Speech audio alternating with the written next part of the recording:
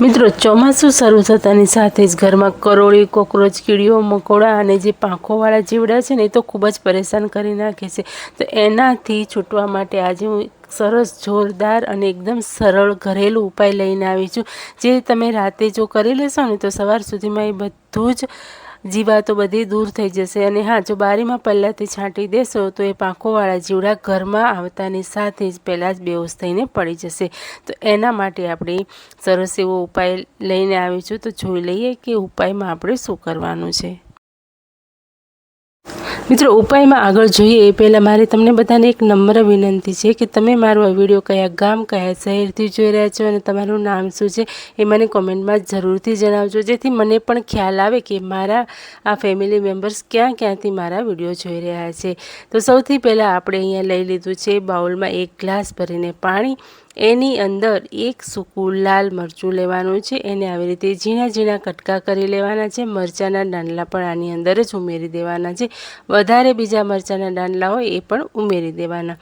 અને અહીંયા લઈ લીધું છે મેં અહીંયા બગડી જતું હોય એવું લસણ. આ બગડેલું લસણ આપણે ફેંકી દેતા હોઈએ છીએ, પરંતુ ફેંકવાના બદલે જો તમે જે બગડેલો ભાગ છે ફોતરા સહિત આપણે આ પાણીની અંદર ઉમેરી દેવાનું છે.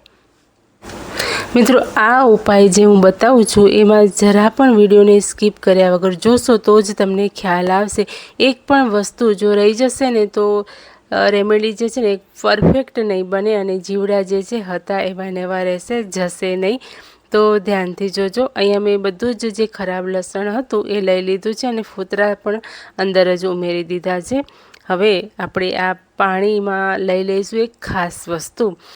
એક તો લેવાનું છે અહીંયા લસણની 3-4 આપણે ફોલેલી કળી લેવાની છે અને એ કળીને આપણે ઝીણા ઝીણા કટકા કરીને આની અંદર ઉમેરી દેવાની છે. હવે આપણે લેવાની છે આ રેમેડીની ખાસ વસ્તુ, જે મેં અહીંયા લીધી છે 3 છાલ લીધી છે અને 3 છાલ છે નારંગીની. એ મેં સુકાવી લીધી છે. જ્યારે પણ આપણે નારંગીની સિઝન હોય ને ત્યારે નારંગીની છાલને આપણે ફેંકી નહીં દેવાની, આવી રીતે સૂકવી દેવાની. તો મેં સ્ટોર કરીને રાખેલી છે, તો એના આપણે ઝીણા ઝીણા કટકા કરી આની અંદર ઉમેરી દેવાના છે. આ છાલ એકદમ સુકાયેલી હતી, પરંતુ અત્યારે વરસાદના લીધે થોડીક ઢીલી પડી ગઈ છે, એટલે હાથેથી આવી રીતે કટકા થઈ જાય છે. બાકી જો તમે સૂકવીને રાખી છે તો એનો પાવડર બનાવીને પણ આની અંદર તમે ઉમેરી શકો છો. જો નારંગી, મોસંબીના તમારી જોડે છાલ ના હોય તો તમે લીંબુની છાલ પણ ઉમેરી શકો છો. માત્ર આપણે ખટાશની જરૂર હોય છે.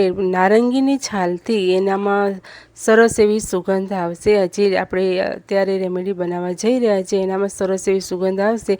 એ સુગંધ આપણને તો ગમશે, પરંતુ જે જીવજંતુ છે ને એ લોકોને નથી ગમતી આની સુગંધ, એટલે એ લોકો આનાથી દૂર ભાગે છે. એટલા માટે આ ખાસ નાખવું જરૂરી છે. તો મેં અહીંયા નારંગીની 3 છાલ ઉમેરી દીધી છે. તો હવે આપણે આને સીધું ડાયરેક્ટ મૂકવાનું છે ગેસ પર. પરંતુ એ પહેલાં આપણે ફરીથી 1 ગ્લાસ પાણી ઉમેરી દેવાનું છે અને પછી આપણે ગેસ પર આને ઉકાળવા માટે મૂકીશું.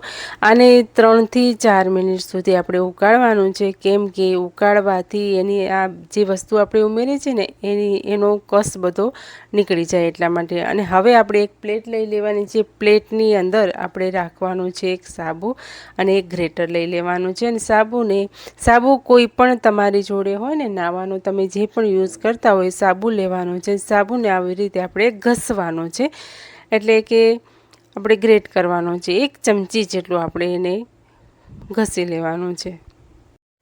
અને હવે આ સાબુને આપણે ઉકળતા જે રેમેડી બનાવી છે ને ઉકળતા પાણીની અંદર આપણે આને ઉમેરી દેવાનું છે. એના પછી આપણે આ બધી જ વસ્તુઓને સારી રીતે ફરીથી મિક્સ કરી લેવાની છે. ગેસની ફ્લેમને આપણે એકદમ હાઈ નથી રાખવાની, થોડીક સ્લો રાખવાની છે. અને એકદમ મીડિયમ પણ નહીં, મીડિયમથી થોડી હાઈ રાખવાની છે. અને એને 3 મિનિટ સુધી આપણે ઉકળવા દેવાનું છે. તો ઉકળે છે ત્યાં સુધી આપણે એક બીજી વસ્તુ જોઈ લઈએ. આવી પાણીની બોટલ તો તમારા ઘરે એક્સ્ટ્રા પડી જશે, વેસ્ટ જે હોય ને એ પાણીની બોટલ લઈ લેવાની છે. અને પાણીની બોટલ આપણે સ્પ્રે બોટલ તરીકે યુઝ કરવાની છે. તો એનું ઢાંકણ આપણે કઈ રીતે બનાવવાનું છે મેં તમને ગયા વિડીયોમાં બતાવેલું જ હતું. તો એવી રીતે આપણે બોટલની ઢાંકણ ઉપર આવી રીતે નાના નાના છિદ્રો કરી લેવાના છે, જેથી એ સ્પ્રે બોટલમાં કામ આવી શકે. અને જો તમારી જોડે સ્પ્રે બોટલ પડી છે તો કોઈ ઇશ્યુ નથી તો તમે આવી રીતે બનાવી શકો છો। હવે અહીંયા 3 મિનિટ થઈ ગઈ છે, સરસ એવું ઉકળી ગયું છે અને હવે ગેસની ફ્લેમને બંધ કરી આ રેમેડીને આપણે ઠંડુ થવા દઈશું। હુંફાળું ઠંડુ થઈ જાય એટલે આપણે ફરીથી એને મિક્સ કરી લેવાનું છે અને એની અંદર તમે જોઈ શકો છો કે છાલને જે આપણે સંતરાની છાલ બધું ઉમેરેલું હતું ને બધું સરસ એવું બફાઈ ગયું છે। તો આપણે શું કરીશું, એને એમને આપણે ફેંકી નથી દેવાનું, આવી રીતે ચમચાની મદદથી થોડુંક પ્રેસ આપીને આપણે નીચોવી લેવાનું, જેથી એની અંદરનો જેટલો પણ કસ છે ને બધો જ આ રેમેડીની અંદર આવી જાય। હવે આપણે અડધી ચમચી જેટલી ખાંડ લેવાની છે। ખાંડ જે છે ને કીડી મકોડા બધાને આકર્ષે છે અને હવે ઉપરથી લઈ લેવાનું છે આપણે થોડુંક નાનો કટકો અડધા ઇંચ જેટલો કપૂરનો।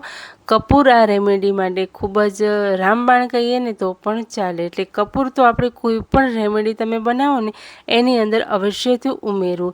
એ છે ને નેગેટિવિટી પણ દૂર કરશે અને જીવજંતુઓને પણ દૂર કરશે, સાથે સાથે આપણને પણ સરસ એવી સુવાસ આપે છે। એટલા માટે કપૂરને તો સ્કીપ કરવાનું જ નથી, જો કે કોઈ પણ વસ્તુને આપણે સ્કીપ નથી કરવાની। હવે સારી રીતે મિક્સ કર્યા બાદ આપણે સ્પ્રે બોટલની અંદર આ રેમેડીને ભરી દેવાની છે। તો મેં અહીંયા પહેલાં સ્પ્રે બોટલમાં ભરી છે, તમારી જોડે સ્પ્રે બોટલ નથી તો તમે પાણીની આવી કોઈ પણ બોટલ હોય એની ઉપર છિદ્રો કરી અને એને સ્પ્રે બોટલ તરીકે યુઝ કરી શકો છો।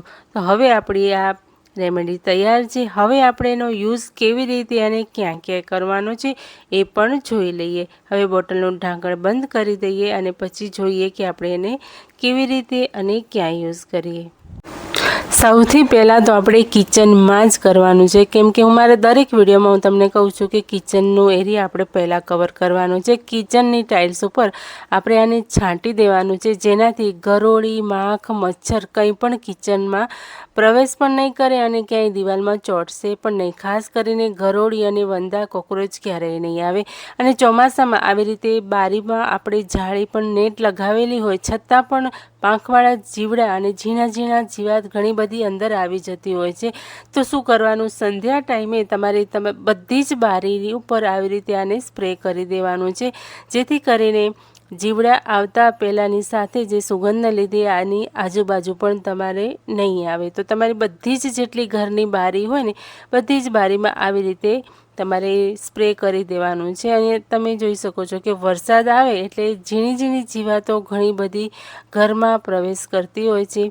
અત્યારે વરસાદની સિઝન છે એટલે વરસાદ તો છે જ, પરંતુ આ વરસાદ આવે એના પછી ખાસ તમારે આ સ્પ્રે છાંટી દેવાનું છે। આવી રીતે ક્યાંય ગટર હોય કે ક્યાં સિંક હોય ત્યાં નીચે પાઇપ જતી હોય ત્યાં પણ ખાસ કરીને આ બોટલ આપણે જે આપણે બનાવીને રેમેડી એ રેમેડીને આપણે છાંટી દેવાની છે।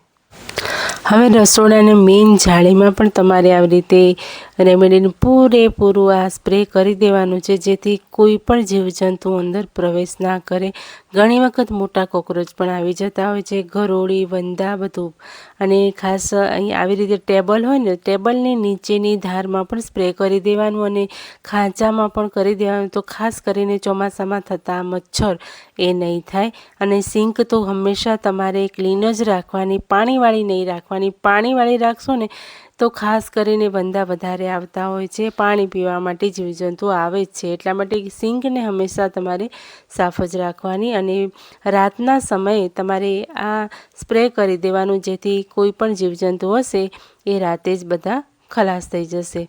બધી જ સિંકમાં આવી રીતે સ્પ્રે કરી દેવાનું, છાંટી દેવાનું। જ્યાં જ્યાં તમને લાગતું હોય ખૂણા ખાંચા માખ મચ્છર વધારે થતું હોય, વંદા ગરોળી જ્યાં આવતા હોય ત્યાં તમારે સ્પ્રે કરી દેવાનું છે। અને સ્પ્રે તમારે ખાસ કરીને રાતે જ કરવાનું છે, જેથી કરીને સવાર સુધીમાં બધા જીવજંતુઓનો સફાયો થઈ જાય। અને બાથરૂમમાં આપણે ભલે ને ગમે તે રાખી દઈએ સ્મેલ માટે કે જીવજંતુઓ માટે, પણ એનાથી તૈયાર જે તમે ગોળી લાવો છો ને એનાથી કંઈ જ નથી થતું।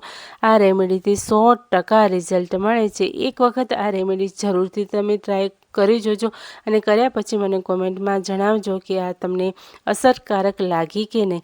તો ગમી હોય ને તો પ્લીઝ વિડીયો પર એક લાઇક, શેર, કમેન્ટ જરૂરથી કરજો। ચેનલ પર નવા છો તો ચેનલને સબસ્ક્રાઈબ કરી બેલ આઇકન પર પ્રેસ કરવાનું ભૂલતા નહીં। અને હા, ખાસ કરીને મિત્રો તમને જણાવવાનું કે તમારું નામ, તમે કયા ગામથી આ વિડીયો જોઈ રહ્યા છો ખાસ કરીને જણાવો।